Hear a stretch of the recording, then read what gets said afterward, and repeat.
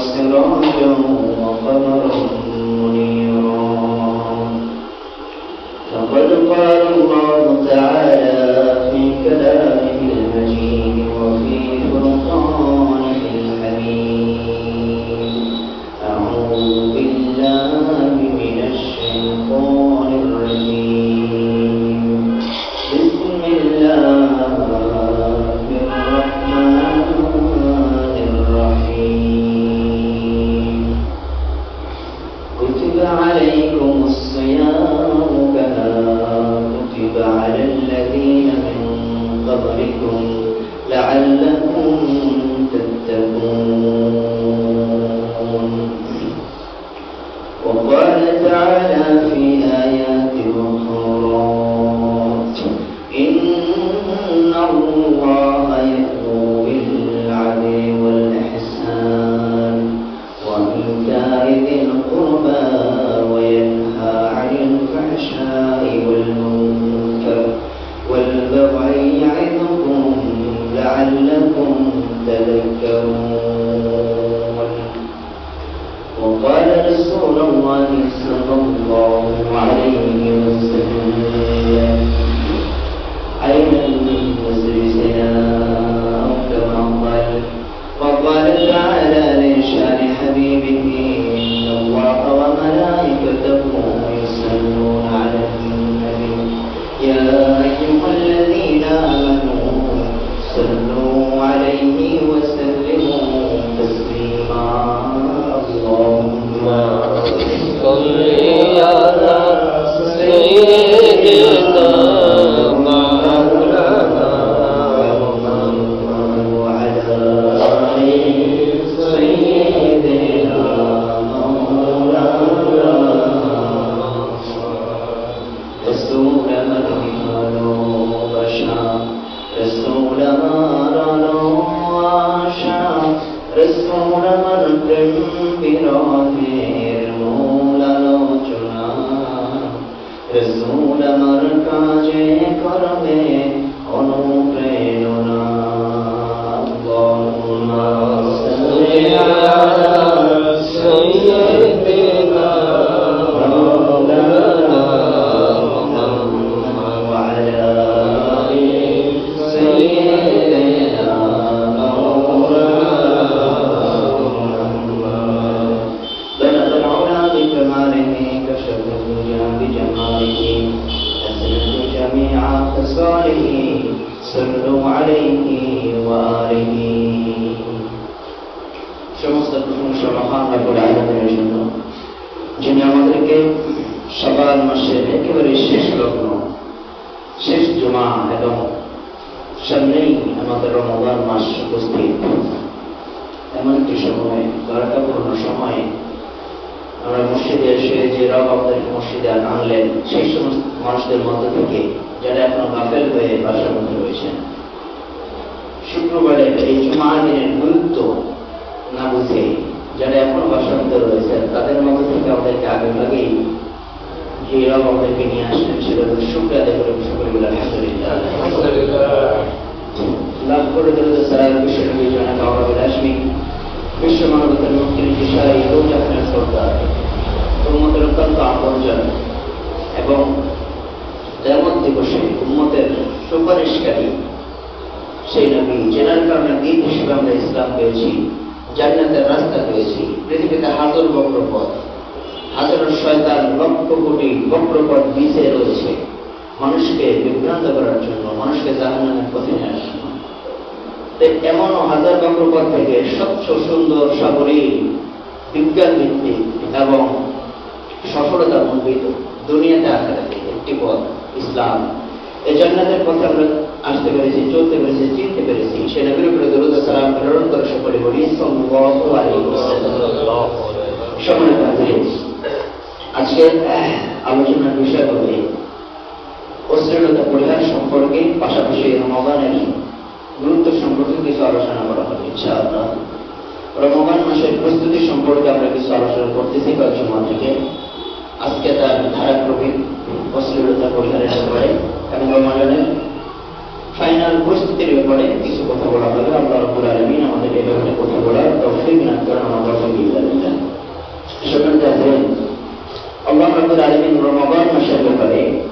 কোরআনুল কারীমের মধ্যে বলছেন বিসমিল্লাহির রহমানির রহিম কুতিবা আলাইকুমুস সিয়ামু কামা কুতিবা আলাল্লাযীনা মিন ক্বাবলিকুম লাআল্লাকুম তাত্তাকুন।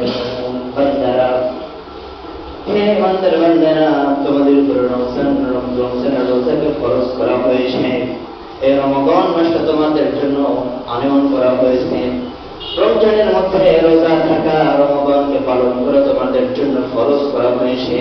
একটাই কারণটা হলো যাতে তোমরা পরিপূর্ণ মুত্তাকি হতে পারো। কারণ ঈমান আনয়ন করার পরে বান্দা যদি মুত্তাকি হতে না পারে, ঈমান আনার পরে বান্দা যদি আল্লাহকে ভয় করে চলতে না পারে, মুত্তাকির পর্যায়ে যদি বান্দা পৌঁছাইতে না পারে, তাহলে দুনিয়া তার বিফল হয়ে যাবে। ওই বান্দা দুনিয়াতে হাজারো পাপের সাথে জড়িত হয়ে যাবে। আর মুত্তাকি ছাড়া দুনিয়া আখিরাতের সকল কাম হওয়ার কোনো সুযোগ নাই। আল্লাহ রাব্বুল আলামিন সূরা বাকারার প্রথম দিকে এরকমটা বলে দিয়েছেন, উলাইকা হুমুল মুফলিহুন। তার আগে বলছেন যে তারা হলো ঈমানদার, এগুলো শর্ত আল্লাহর উপর বিশ্বাস স্থাপন করবে তারা, কারণ তারা মুত্তাকি হবে। সূরা বাকারার প্রথম পাঁচ আয়াতে বিসমিল্লাহির রহমানির রহিম যালিকাল কিতাবু লা রাইবা ফীহি হুদাল লিল মুত্তাকিন। আল্লাহ যে কোরআনটা নাযিল করেছেন, কোরআনটা বান্দাদের উপরে দিয়েছেন ওই বান্দাদের জন্য যারা নাকি মুত্তাকি হতে পারবে, তারাই এই কোরআন থেকে হেদায়েত পেতে পারে। সুতরাং দুনিয়াতে সফল কাম হওয়ার জন্য আর আখিরাতে জান্নাতি হওয়ার জন্য বান্দাকে অবশ্যই মুত্তাকি হতে হবে। আর মুত্তাকির গুণাবলী বান্দাকে অর্জন করার প্রয়োজন আছে না নাই? বান্দাকে মুত্তাকির গুণাবলী অর্জন করেই বান্দাকে পরিপূর্ণ ঈমানদার হতে হবে।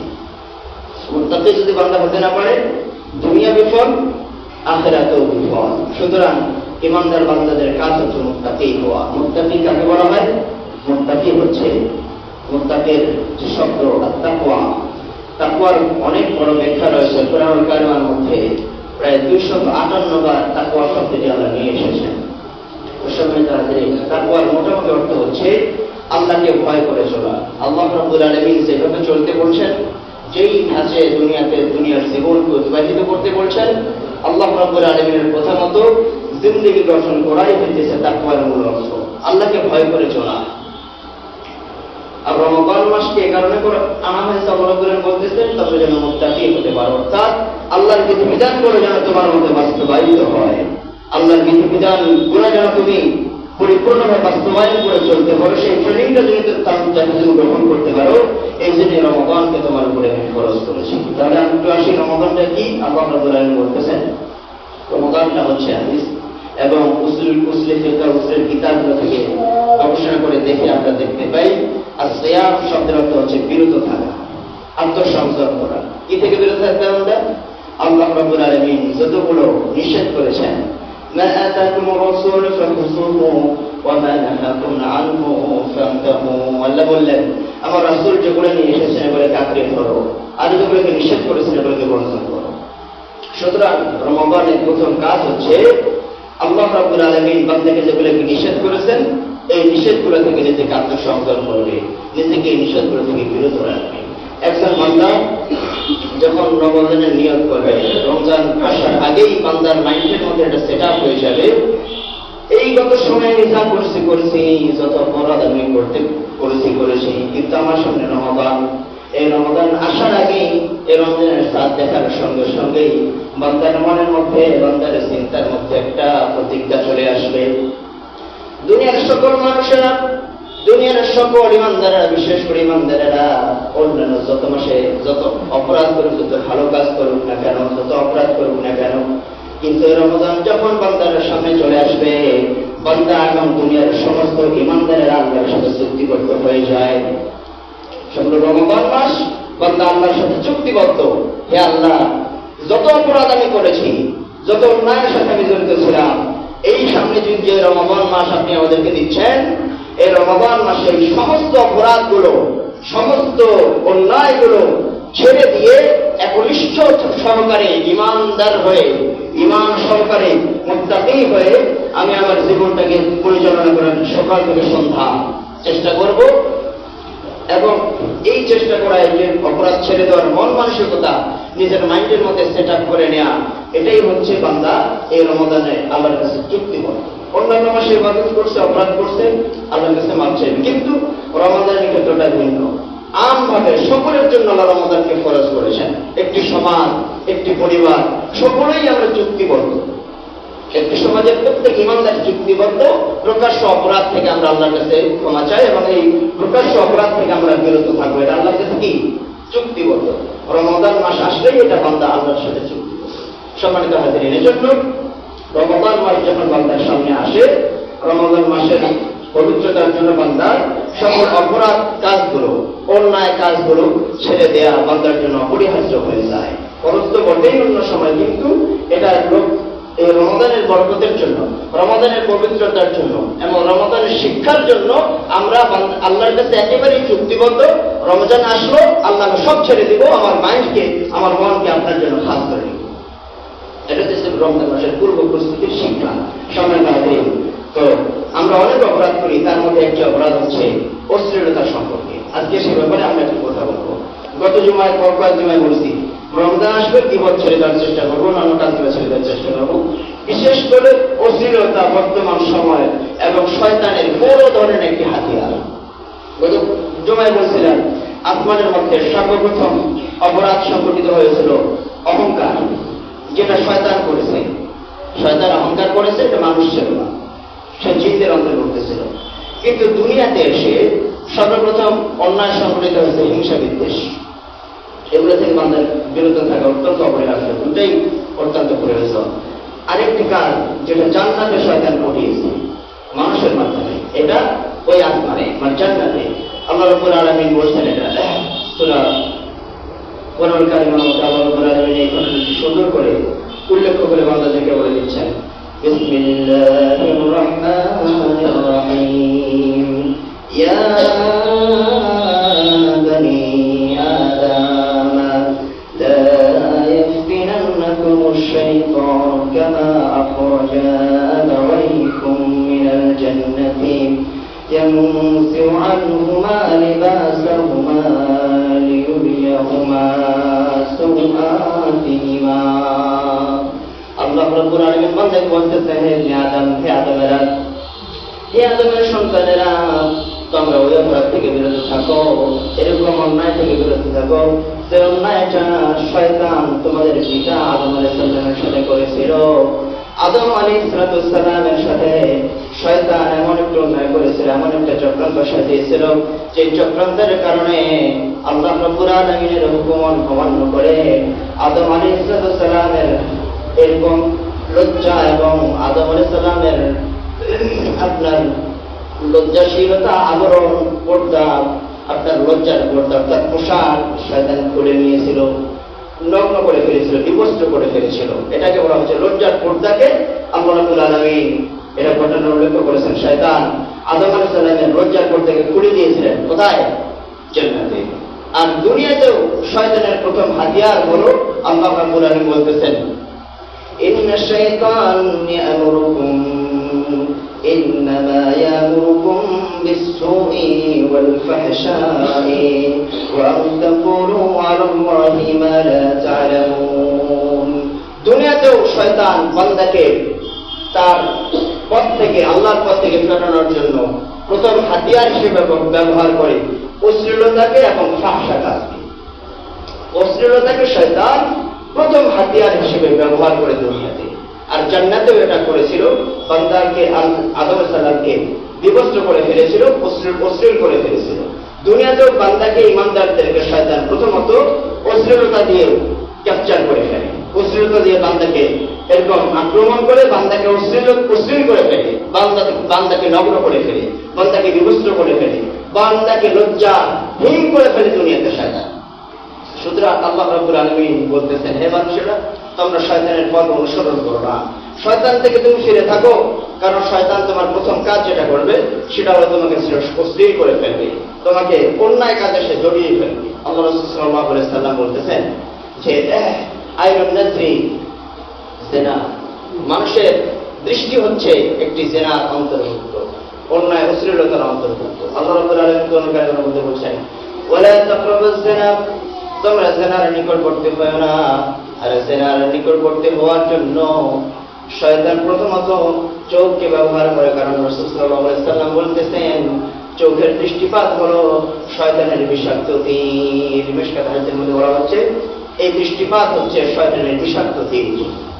সুতরাং অশ্লীলতা থেকে ফিরিয়ে থাকার জন্য বান্দার প্রথম কাজ হচ্ছে নিজের নজরকে হেফাজত করা। বান্দা যখন নিজের নজরকে হেফাজত করতে পারবে, অশ্লীলতা থেকে ফিরিয়ে থাকার জন্য বান্দার এটা একটা পদ্ধতি, এটা একটা প্রক্রিয়া। সম্মানিত হাজিরিন,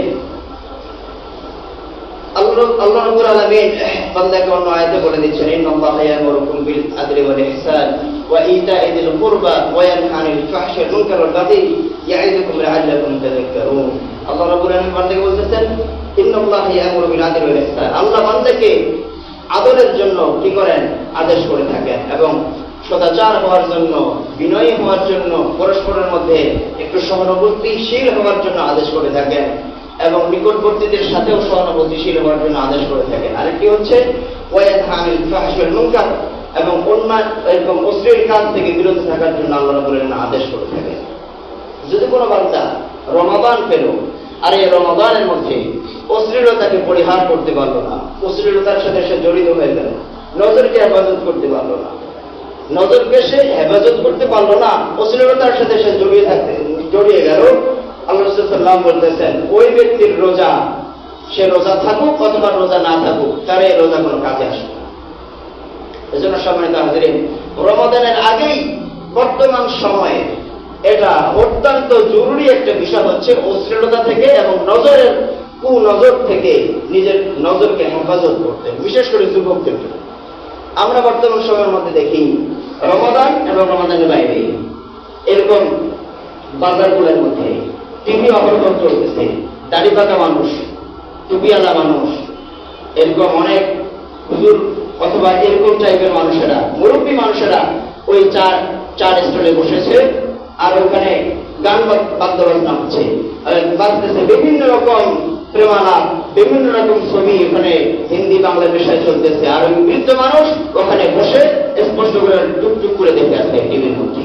ওই ব্যক্তি যদি লজ্জা থাকতো, অশ্লীলতার ব্যাপারে যদি সামান্যতম লজ্জাবোধ থাকতো, তাহলে একজন দাড়ি পাকা মানুষ, একজন টুপিওয়ালা মানুষ প্রকাশ্যে এরকম টিভি দেখতে পারতো? টিভি দেখতে সে পারতো না।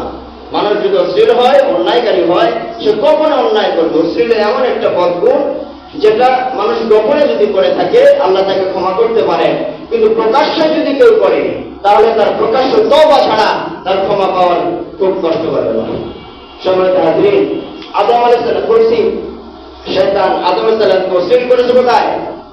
অশ্লীল করে নাই, কিন্তু ওই লজ্জা নামরদকে লজ্জা, তাদের তো নবী আলাইহিস সালাম যখনই লজ্জার শরীর থেকে পর্দা চলে গেল, তারা আব্রু ঢাকার জন্য মরিয়া হয়ে গেলেন, কারণ তারা তো নবী, তারা নিষ্পাপ মাসুম, গুনাহ করেন না, কিন্তু এটা একটা প্রচারণা ছিল।